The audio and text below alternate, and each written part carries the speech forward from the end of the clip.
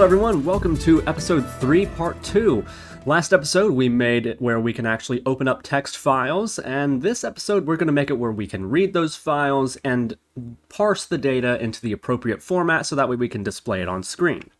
So what we need to parse is our dialog lines. Every dialog file that we create is going to be a file that holds multiple lines that consist of a speaker, what they're saying, and any commands that we want to execute when we want to execute them. It's basically a chronological sequence. It's everything that's going to happen in any scene of your novel, and that includes events.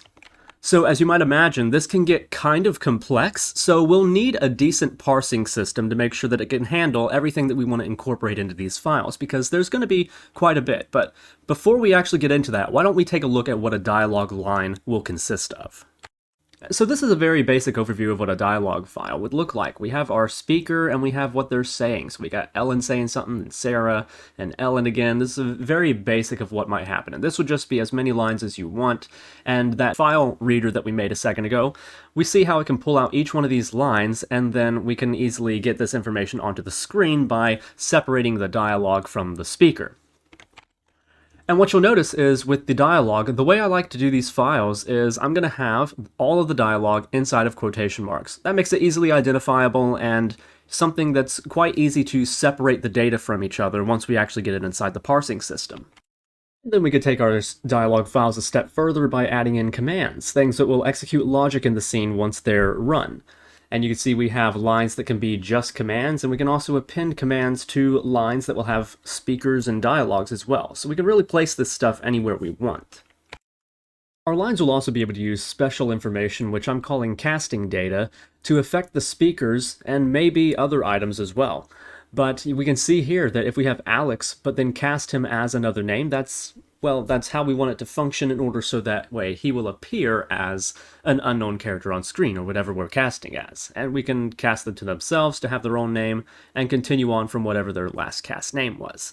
So there is a lot of information that we can place into these dialogue lines. So we need to have a standard by which these dialogue files are written. And that standard will be used by the parsing system to gather all the information that it needs. Now, it so happens that I've written out a little formula for what a dialogue line will consist of, so let's go ahead and take a look at that before we get started coding it.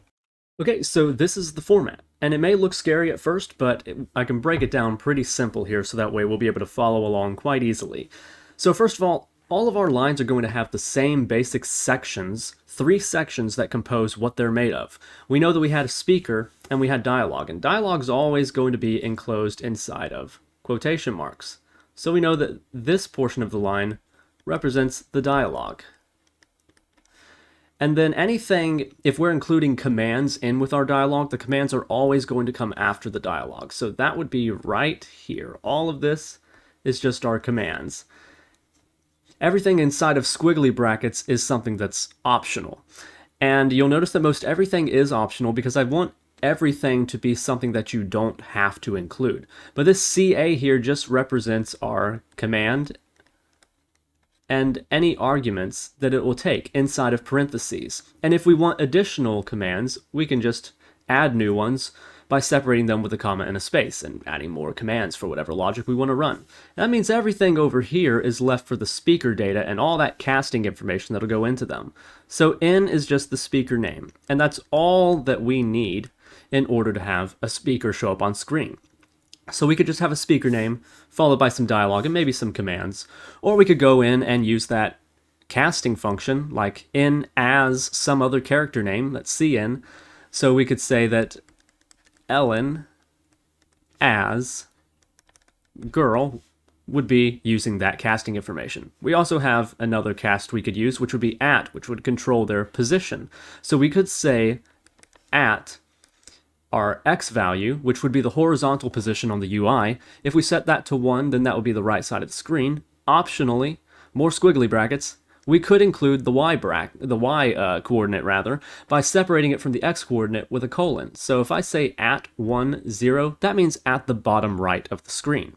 And since these are all optional, what we could do is we could bypass a name cast and just use a position casting. And what's here is expression and layer casting. So for all of our characters, when we work with 2D characters, they're going to have different layers, kind of like how Photoshop and GIMP work. And these layers layer on top of each other to produce the final image of the character. And so when we specify a expression cast to one of these layers, we can do so by defining the index of that layer, followed by the name of the expression that we want to cast to it. So we could say that ln has 2 layers, and 0 could be her body layer, and 1 could be her face. And so if I were to make an expression cast, I would just put in the square brackets, make a 0, and then maybe say angle 1. So when she speaks, she's going to speak at angle 1 on her body. Now, we don't need to worry about all that right now. We'll get into that logic later. But we want to be able to have the basic parsing system so that way we can get whatever information that we want. So this is really the format. We have the speaker name, we have the dialog, and we have the commands. And if we want to include any more casting information, we could do that right here inside of the name. But we'll start by splitting our dialog from the rest of the line. And once we know where our dialog is, we know that our speaker name will always be on the left, and if we have commands, they'll always be on the right. So this is really what we want to find, and then we can find the rest of it. And of course, you don't have to run these things through the speaker casting. They'll have their own separate functions which could be run as commands as well, but when I've been writing the files, I've found that having this ability to cast the data to the character is just an easy and efficient way of doing something pretty quickly. So this is our format, and this is what we're going to start looking for as we open up our text files. So let's go ahead and get started on that script. In order for us to do this, we're going to need a couple things, and we're going to want to keep this organized, obviously, so let's make a subfolder. And this folder is going to have all of our dialog information. With exception of our dialog files, those will be in resources obviously, but this will be for our scripts that control any dialog information and dialog parsing and what have you. So inside of here, let's make a couple scripts right off the bat. First thing that we're going to want is something to store the data in that we read from our files. And every line is going to be converted into this data format. It's going to be basically a data storage class, and that's going to be a dialog line. But we also need the system that's going to parse the data, so let's make a dialog parser.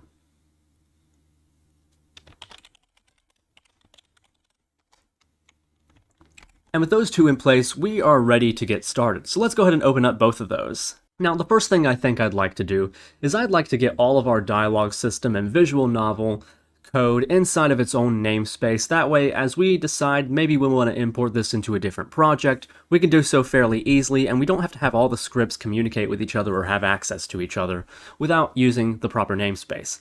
So what I want to do is I want to take all the scripts that we've made so far, and I want to stick them inside of a consistent namespace that we'll use throughout the series. And I'm just very simply going to make this namespace dialog. I'll copy that and just put it on my other classes as well.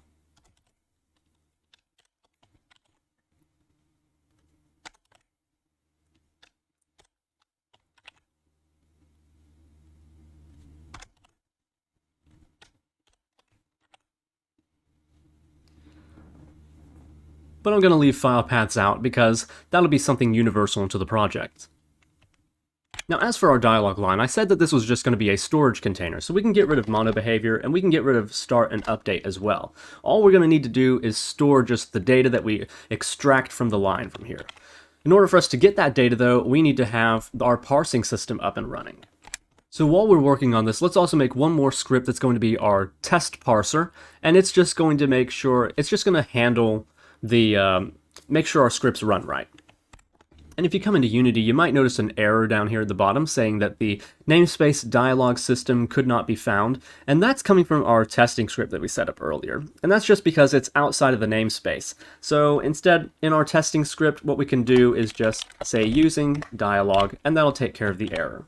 Now, as for our other testing script, let's go into testing scripts, and I'll just make a new one called test parsing. And of course, these scripts are just going to be deleted after the end of the project, so don't worry about them. Just make sure they're in the testing folder so that way they're separate from everything else. And as a good practice, make sure you keep on sticking them in that namespace of testing.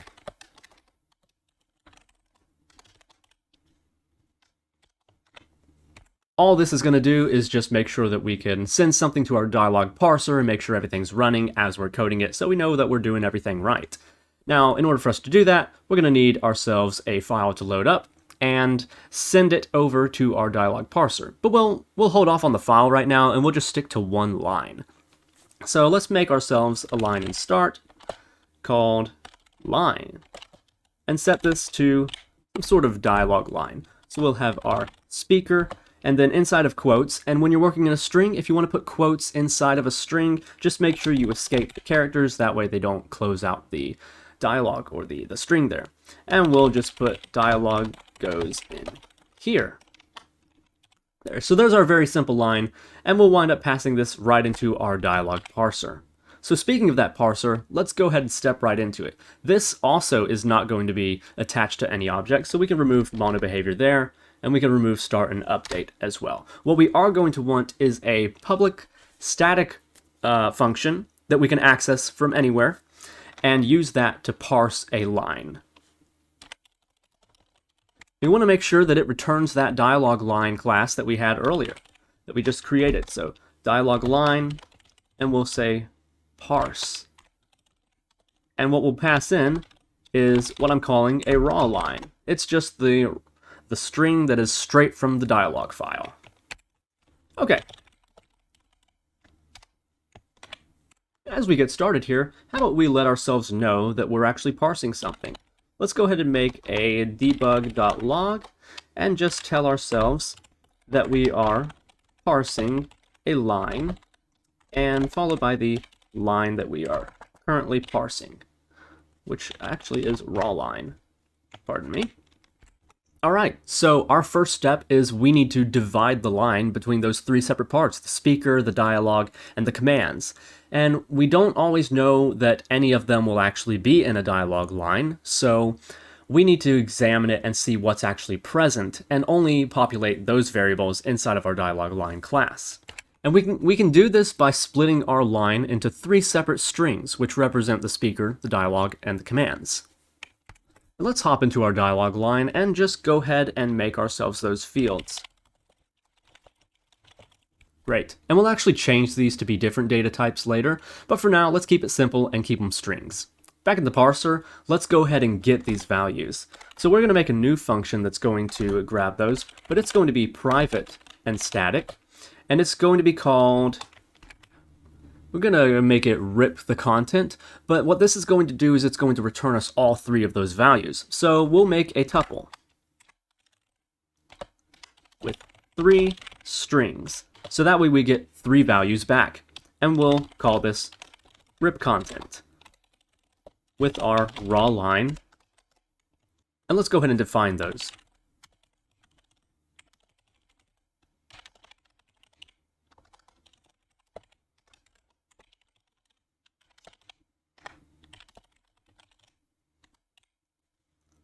You'll notice that we get a little error saying use of unassigned local variable dialog. That's because they're kind of null here. So let's go ahead and make sure that we populate those just so we can satisfy that right now.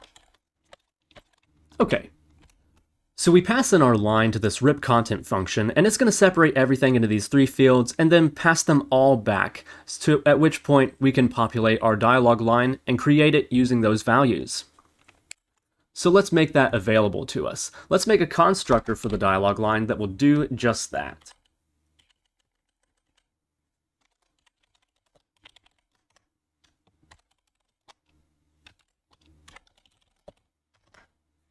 There we go.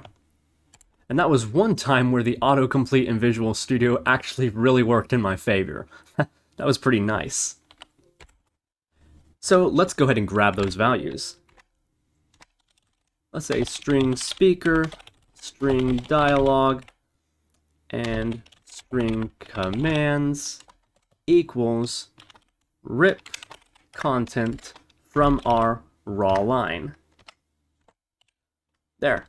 And from there, we can return a new dialog line, which takes in the speaker, the dialog, and the commands.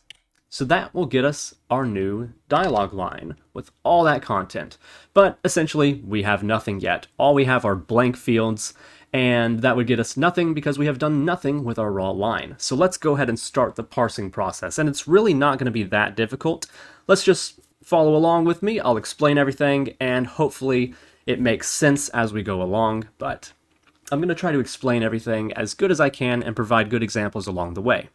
So once again, looking at our dialog line, we can see our 3 different sections and our dialog here, which is the defining feature that we're really looking for. So what you can think here is if we have dialog in our line, then we could just find the quotation marks and we could split it by our quotes, and then we would automatically have all 3 sections ready for us. And that is true. That is provided that you have the dialog in the line. If, say, maybe you just had commands, then, well, if you split it by quotes, then there would be nothing to split and you would just get the commands back, which could work. But also, what happens if, say, you want quotes inside of your quotes? Like maybe you have a speaker who is quoting some other character. Then you might have quotes inside of here representing they are quoting someone else, which means we would wind up getting 1, 2, 3, 4, 5 different fields because splitting by quotes is just going to do just that. So instead what we want to do is we want to read our line. We'll be reading it character by character and finding the first quotation mark and marking that as the start of our dialogue. And then we'll read on from there and find the next quotation mark and mark that as the end of our dialogue. And you might say, well, that kind of doesn't work if you are quoting someone inside of there. Well, true, but remember how you symbolize, how you add the quotes inside of quotes in a string is you first escape the character. So that way, these are literal characters inside of our string, and they identify this as a quote inside of our dialogue. So as we're reading this character by character, we can find an escape character and know that the next quote is going to be one that is ignored. It is part of the dialogue. And so we'll find our first one, we'll read, we'll see, okay, that's part of quote, okay, that's still part of a quote, and there's the end. All we need to do is figure out the start and end point of these 2 quotation marks. And we can do that by finding the index of them. Once we have the index, we know everything before the first index is going to be where the speaker resides, and everything after the last index is going to be where the commands would go. Let's define those indices real quick.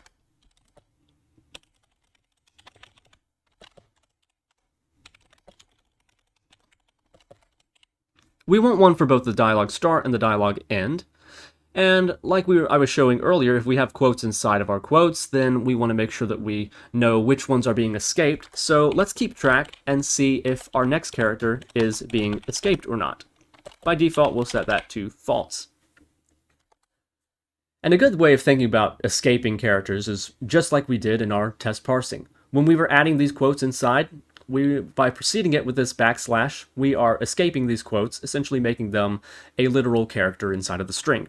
And when you're working with Regex or with Linux or something, which uses regular expressions, then you would commonly escape characters that symbolize things, and such as a wildcard or a parentheses. Those symbolize choices that you can use in Regex. If you escape them, then you won't use what they're referencing, you'll use the characters themselves. So that's basically what we're emulating here. So our next step then is to go through each character of our raw line and find out where our dialogue is. And we can do that with a simple for loop. So let's check if our character that we're working on right now is an escape symbol. If it is, we need to make sure that the next character we run becomes escaped. So let's say if raw line, actually, since we're going to be referencing this quite a bit, let's go ahead and make a character and call that current, and it is going to be equal to the index that we're at on our raw line, so the current character we're working on. And so we'll say if current equals, and we need to escape our escape symbol, that way we can use it, so we're only looking for the 1. So if our current character is that, we want to make sure that is escaped becomes the opposite of what it currently is. So our is escaped being false would then become true, at the first occurrence of this escape character. If it's not, then what could it be? Maybe it could be a quote. So let's check that. Else if current equals the quotation mark, and we need to check that we're not escaped. So if we found a quote and it's not escaped, then it's either going to be our start or our ending dialog point. And so we can check that. The first thing that would be assigned is our dialog start, so as long as that's still -1, we know that we haven't found the starting point yet. So if dialog start equals -1, then we know that dialog start equals I. Otherwise, if dialog end is still -1, then we know that our dialog ending point is where we currently are. And if it's neither of these two things, then we know it's just some generic character, and we want to make sure that if we are escaping at that point, we toggle is escaped to false. So we don't ever want to escape more than one character at a time. Cool. So that will identify where our dialog is in the line. And we can test that by saying debug.log. And then what we're going to log is the raw line.substring, so a part of this string. And where we're going to start at is going to be our dialog start. But we want to increment that by 1 because technically that start point is the quotation mark, and we don't want to show the quotation mark. So that's the start point, and we want to proceed as far as the dialog end. But since this is not an ending index, it's a count of how many characters we're going to show, we'll go dialog end minus our dialog start. And in test parsing, we can then say dialog parser dot parse and parse our line. And we can see when we run Unity, we indeed get it, but of course we have that ending quotation mark. That's just a matter of subtracting, again, just 1, and we can see it easily pulls out our dialog from the line there. Great, so that is working perfectly. Now, as I said, we could have lines that are simply just for commands. Those would be command lines, and there would be no dialogue on there, therefore maybe no quotes, and so we would have no dialogue start and end.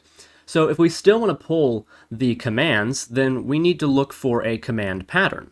And this is what we'll be using regex for. We'll be looking for a command name, followed by the parentheses, followed by the arguments that would be inside. If we can find that pattern, then we know that our command is, or our dialog line is either a command line or it has dialog and commands in it together. For us to do that, our test parsing script is going to need some commands at the end. So I'll add a command with some arguments here. And yes, we could just find everything after the ending index of the dialog. That could be the commands. But at the same time, even if our command index is 0 or -1 and we start at 0 and run to the end and anything inside of there would be commands, that could work for a whole command line as well. But there are commands that will have quotation marks in them that could be mistaken as dialogue, and we'll get into that in a minute. But for now, let's just look for that command pattern. So we can get rid of this debug.log statement here and go ahead and define our pattern. Okay, so this is going to be defined with regex, which we're going to need the namespace system.text.regularExpressions. Whenever I use a new namespace in Visual Studio, it's automatically going to add it to the top up here. So I will try to remember everything that needs an additional namespace and make sure that I show you guys that appropriately. And if I do not, call me on it. So we are going to create a new regex here, and I'm going to call this the command regex. And you know what? Instead of defining it down here, it would be a better practice to define it as a constant. So that way it is something that doesn't change and we can reuse it if we want to. So let's make this only needs to be a private constant string command regex pattern. And this is going to be equal to a special little pattern here, which this one works for the command presence for the word followed by the parentheses we'll be looking for. Okay, so with regex, there are certain symbols that define different little little sub patterns and identifiers. So if we have a \w, that identifies a word character. So, and since I'm using a backslash, I need to precede that with another backslash. So I'm really only looking for \w, but I need that additional one so that way it works with my string search here. So make sure that you follow along with this exactly, and I'll zoom in there for you. So \w, so we're looking for a word character, and we're going to throw in that wildcard asterisk there. And that means any character, any number of times. So we can have a word of any length, and it will match so far.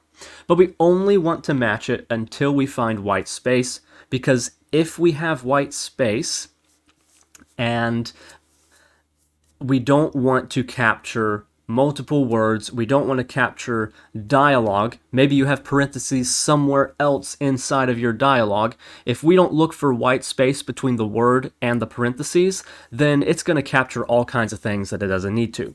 And the way we can exclude that is, let's make brackets, and we're going to have the little caret symbol, which means not, basically. And what we don't want in our pattern is a \s, which is for the white space. But of course, need to escape our escape, so double escape s. So a word of any length, as long as it is not preceded by a white space. And then we are simply looking for a parentheses, right? But of course, with regex, a parentheses is an identifier. It represents a choice, so we need to, once again, \. So this is the pattern that will identify the commands at the proper places inside of our files. So when we create our regex, we can say regex command regex equals new regex, and we're going to pass in the command regex pattern. And the way we can figure out if this pattern is in our string is we can make a new match, and we'll say that this match is the match result of our command regex for the raw line. So if it's found in our raw line, then the match is going to have a value for success that equals true. And so if we do have a match, we want to be able to record where that match starts. I don't know what happened there. Apparently I typed something. So let's record the index of the command, which would be our command start, and we'll start that off at -1 as well. If match.success, if we do have a match for our current command regex, then we want to make sure that we record the command start. And that is going to be the index of our match, where it found it.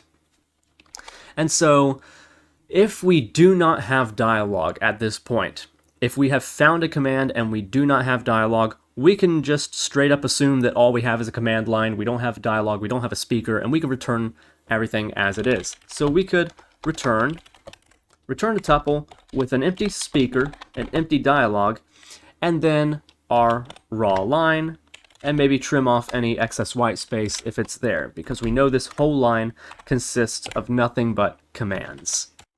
However, if that is not the case, then we're going to continue on from here.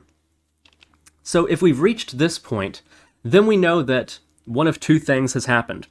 We have either found that we have dialogue, or we have found that we have multi-word arguments inside of a command contained within quotation marks. So let me explain about the command arguments real quick. For the format of our commands, like I said, we're going to have a command name. And at the end of that is going to be our parentheses. Inside the parentheses will be the arguments that go for whatever command it is that we're running. And a command inside of a dialog line is basically just a call out to a function or an event for another script or your visual novel controller inside of the Unity scene. Whatever this command is, it's going to be sent to some command interpreter along with its arguments, and whatever it's being sent to is going to execute that command with those arguments. So you can run logic from your dialog line, in other words. And the way we're going to do this is every argument is going to be separated by white space. Just makes it pretty simple. I've been working in Linux a lot, so I'm kind of implementing a little Linux here. And this is actually part of the console system that I made for a different project, which was pretty effective for the role. So we can pass in as many arguments as we want. So we could have different arguments here. So let's say that we have a command called play song, and we want to play a song called Hi, because I'm so creative. And then we want a volume, maybe something to signify that what we're adding next is volume. And we'll set the volume to 1, and maybe we'll set the pitch to 0.3 because we like it slow. And all of this would work by splitting all of these arguments by spaces. There's a space between each one of them, so we would get the song name as Hi, we would get the volume identifier, we'd get the volume, we'd get the pitch identifier, and we'd get the pitch. And so we'd have all of our arguments right there. But what would happen if we wanted to play a song with, like, maybe multiple words in its name? Maybe we could have one called Ethereal Presence. Okay, so we got a thong, y'all. Okay, we got a song called Ethereal Presence.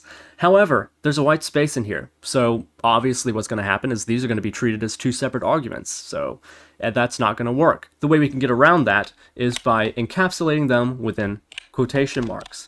And then our command system will interpret this, everything inside of quotes, as one argument, and then split everything else by the white space. And that works great, except at this point, you can see a problem, that if we just had this as our line, our dialog line, then the way our parsing is working right now, it's going to identify that someone called play song is saying ethereal presence. And that is not true at all. So we need to figure out if the quotation, the dialog that we have found at this point in the parsing protocol, if that is actually dialog or if it is arguments to a command. And the way we can do that is by comparing the indexes that we've already captured of our dialog start and dialog end, as well as the command start. So this is basically how it would work. We're capturing the dialog start, dialog end, and the command start. Those are the three indices that we've captured. And so if we have a dialog line like this, we can see the start of the dialog, the very first quote we found, was at index 5. And then the ending one is at index 33, and our command start is at index 34. So we can figure out that maybe if our dialog that we have found is occurring before the start of our command, then it is indeed dialog. So we would evaluate the start of whatever we found. Is 5 less than 34? Yes, it is. So what we have found is dialog. Whereas if we have this, where we're just running a command in our dialog line, we found the start of the command to be index 0, the start of the dialog, in quote, would be 9, and then the end of the dialog would be 27. Well, is 9 less than 0? No, it's not. So this is not dialog. It is an argument to a command. So we need to do some little mathematical comparison here. Let's check if our dialog start is not equal to -1 and our dialog end is not equal to -1. So if we have found dialog, and one of two things must be true in addition to that. Our command start, it must equal -1, which means we must have no command, or, and here's the math, our command start must be greater than our dialog end. If these are true together, then that means what we have found is dialog. If it is not true, so if it's not true, then if our command start is not equal to -1, if we have commands and dialog start is greater than command start, then we know we have the dialog was found as an argument, so really this is just a command line. So we'll say that our commands, which is the string value up top that we're trying to find, is just equal to our entire raw line. This is a command line. Otherwise, if none of those things are true, we don't have dialog, we don't have commands, then this is just, well, the speaker, which I don't know why you would have just a speaker. Not really going to do anything without dialog, but hey, it's there. So let's go ahead and see if all of this is true. We need to get our dialog, we need to get our speaker, and we need to get our commands. So at this point, we know that we have valid dialog. And it's pretty simple to get all the three values from this point. So, like I said, everything that is on the left-hand side is going to be for our speaker data, and everything on the right-hand side would be our command data. In this case, since we have all three, that's exactly what we're going to be checking for, or at least 2 out of the 3, the speaker and the dialog. So our speaker is going to be our raw line.substring, and we're going to start at the very beginning, and we're only going to proceed as far as the dialog start, and we're going to trim off any excess white space. So then our dialog, that would be our raw line dot substring with our dialog start. But remember, we want to bypass that quotation mark. We don't want to see that in the dialog. And we're going to go as far as our dialog end minus dialog start minus 1. And we don't need trim here, but what we do want to do is we want to replace something. If we do have quotes, if we do have escaped quotes inside of our string, we want to remove those escaped quotes and just use a regular quotation mark within our dialog. So what we're going to be replacing is a triple backslash quote symbol, because we need to escape our quote, but we need to escape the quote, or the escape, and you know exactly what I'm talking about. I'm tying my tongue in a knot, but that's exactly what we're doing here. Jeez. So, yeah, triple backslash, quote, quote, and then what are we replacing it with? We're just replacing it with one quote, which we need to backslash to stick inside the quotes. So then what's left over but our commands? And our commands would be anything after it, but you know, we already checked for the presence of them here, so all we need to see is if we have the command start index. So if command start is not equal to -1, then we know we have commands, and our commands would be everything on the right hand side. So we would say commands equals raw line dot substring, and we'll be starting at the command start and just proceeding all the way to the end and trim off any excess white space that is there. And perfect. That is our parsing function. That will rip everything that we need and get it exactly into its appropriate fields, so then we can put the speaker on screen, we could put the dialog into the text architect, and we could execute the commands. So let's go ahead and see what that would look like. So in our test parsing, we're just reading a line here. Let's go ahead and run that as is, and then we'll run it through a file. For us to see what we're doing, let's make one more debug statement. So debug.log, we're going to send this to the console. And what I'm going to put in here is just very simply, speaker equals our speaker. Make a new line with a new line character, and then say dialog equals the dialog that we have, another new line, and then commands equals the commands that we have taken in. And dear God, would you look at that? So speaker and dialog are empty, but commands has taken the whole line, and I think I know why. Silly me. When the match is a success, I never bothered to check if we had any dialog. So let's do a quick check here. If dialog start equals -1 and dialog end equals -1. If we have no dialog, but we found a command, then we can return it as a command line. And there, that looks much better. So we see that it has parsed our line with the speaker, the dialog, and the commands, and it has gotten them in their appropriate fields down here. Our speaker is the speaker, our dialog is the dialog, and our command is the commands. Now how about if we want to put quotes here? Let's go ahead and encapsulate goes in inside of quotes. And to do that inside of a string, we need to escape our quote, but that's just going to pop in a regular quotation mark in there, which we don't want. So we need to escape our escape and escape that escape, and that will give us the escaped quote inside of the dialog, which isn't exactly very user-friendly, but it'll get the job done for here at least. And you can see inside of our console, we do indeed get the dialog with the quotes inside of the dialog found, and it is all treated as the dialog. So perfect. But like I said, not very user-friendly, so let's go head over and switch to using the dialog files instead, which is a lot better.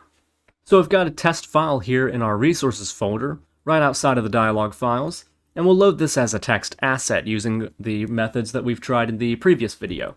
If we look in here, we've got the speaker, we've got the dialog, and then we've got some commands, as well as a command that has quotation marks inside of it. Then we've just got a regular old command line, which would look like dialog if not for our checks.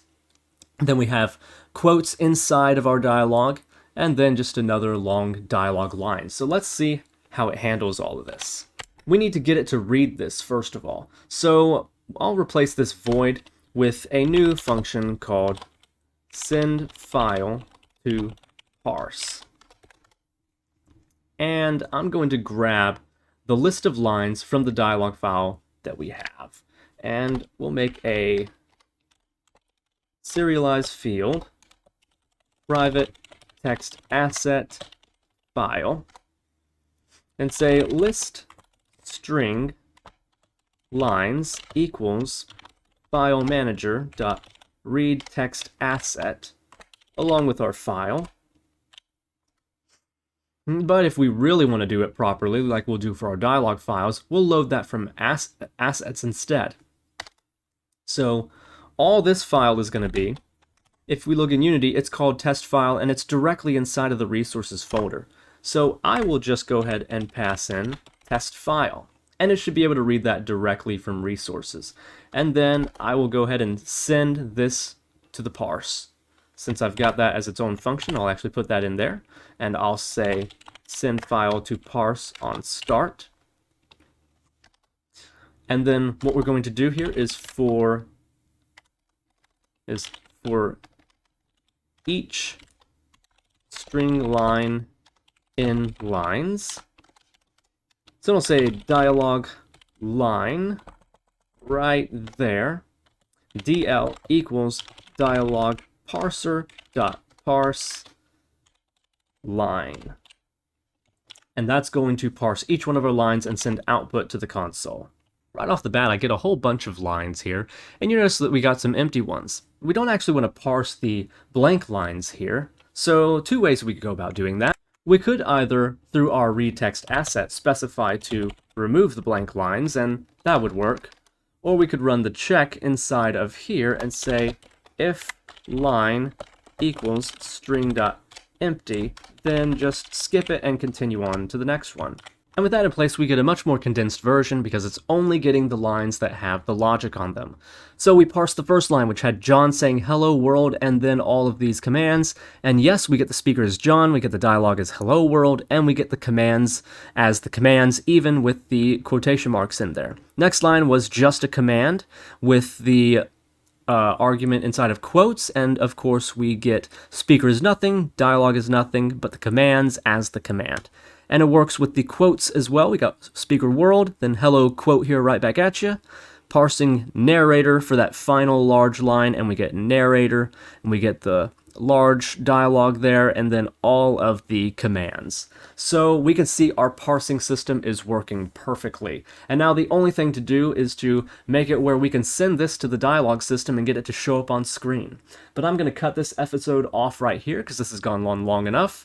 And the next episode will be all about that. So I'll see you guys in there. Hope this has been useful. If you got stuck on anything, please leave a comment in the description or head over to the Discord because I'm a lot more active on that than I am on YouTube comments. And there's a large community there, so it's not just me. You got a bunch of smart people there who we can all help you solve your issues. So hope this has been good. Hope you learned something and hope you liked the video. Like, subscribe, do all that good stuff, and I'll see you in the next one.